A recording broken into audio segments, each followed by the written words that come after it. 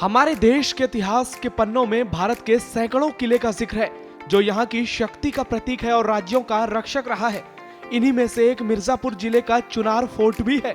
इस किले का इतिहास मौर्य साम्राज्य से लेकर गुप्त साम्राज्य के निर्माताओं, राजाओं, साहित्यकारों, उपन्यासकारों तक के पराक्रम के संबंध में इसकी विशेषता बताता है।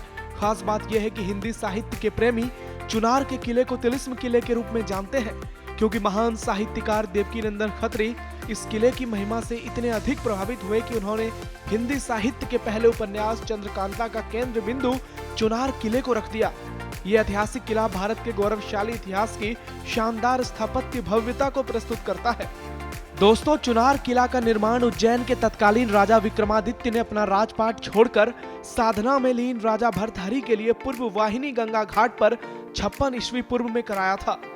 किले का निर्माण बलुआ पत्थर से किया गया था, जिसका उपयोग मौर्य काल के दौरान भी किया गया। यह 1850 गज में फैला है और इसमें कई द्वार हैं। समुद्र तल से 28 मीटर की ऊंचाई पर स्थित यह किला यूपी के विंध्य रेंज में है।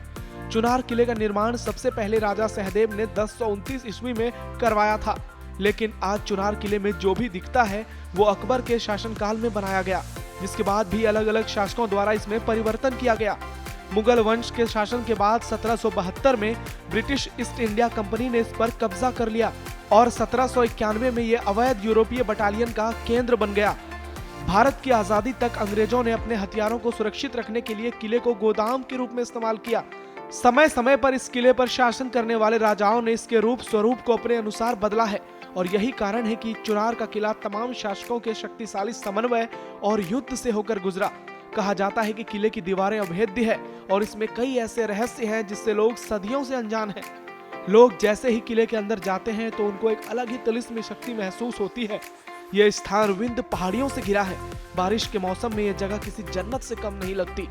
मौजूदा समय में आम जनता के लिए किले के पूरे हिस्से में जाना प्रतिबंध है।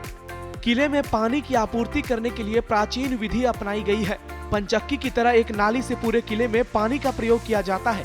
किले के दक्षिणी हिस्से में सूर्य घड़ी बनी है, जिस पर सूर्य की पद छाया से समय का पता चलता है।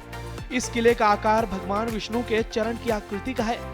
इस कारण इस किले को प्राचीन काल में चरणाद्रि गढ़ के नाम से जाना जाता है। किले में एक विशाल कुआं भी स्थित है, जो काफी पुराना है। किले के पूर्वी विशाल द्वार पर महाराणा प्रताप के घोड़े चेतक के खुर का भी प्रमाण मिलता है। कहा जाता है कि लंबी छलांग लगाने में माहिर चेतक ने किले के बाहर से छलांग लगाकर किले में प्रवेश किया था। उस वक्त उसके वजन और वेग से पत्थर पर गड्ढा बन गया, जो आज भी मौजूद है। दोस्तों, बता दें कि चुनार क्षेत्र में पर्यटन की अपार संभावनाएं हैं। यहाँ प्रकृति का शानदार नजारा देखने को मिलता है। कई झरने भी हैं। धार्मिक रूप से गंगा नदी के किनारे विंध्य पर्वत पर विराजमान आदि शक्ति माता विंध्यवासिनी अपने तीनों रूप महाकाली, महालक्ष्मी और महासरस्वती के रूप में विराजमान है। इन क्षेत्रों के विकास के लिए तमाम योजनाएं बनाई गई हैं। बीते साल नगर पालिका परिषद बोर्ड की बैठक में यहाँ के विकास के लिए करीब 24 करोड़ रुपए का बजट पास किया गया था। अगर इस क्षेत्र को सही रूप से विकसित किया जाए तो आने वाले समय में ये यूपी का मुख्य पर्यटन केंद्र बन सकता है। ब्यूरो रिपोर्ट, श्रेष्ठ यूपी।